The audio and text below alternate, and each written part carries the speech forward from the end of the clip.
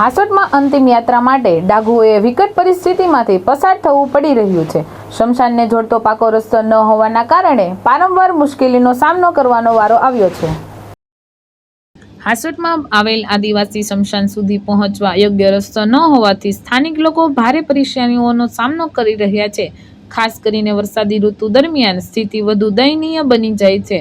કાદવ અને કીચડથી ભરાયેલા રસ્તે અંતિમ યાત્રા લઈ જતી વખતે લોકો વાંસનો સહારો લઈને મુશ્કેલીપૂર્વક પસાર થવા મજબૂર બન્યા છે। નજીકમાંથી પસાર થતી નહેરનું પાણી રસ્તા પર પાછું ફરીને આવે છે, જેના કારણે સ્મશાન તરફ જતો રસ્તો પાણી અને કાદવથી ભરાઈ જાય છે।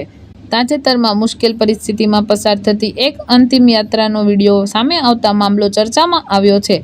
વિડીયોમાં લોકો કાદવ ભરેલા રસ્તે વાંસનો ટેકો લઈને મૃતદેહને લઈ જતા જોવા મળ્યા હતા, જેને પગલે સ્થાનિક વતનીઓમાં રોષ ફાટી નીકળ્યો છે। આ અંગે હાસોટના સરપંચ હિતેશભાઈ પટેલે જણાવ્યું હતું કે સ્મશાન અને તેને જોડતો સીસી રોડ માટે 5 લાખની મંજૂરી મળી ચૂકી છે, પરંતુ જમીન ખારવાળી હોવાથી કામગીરી શરૂ કરવામાં ટેકનિકલ મુશ્કેલીઓ આવી રહી છે।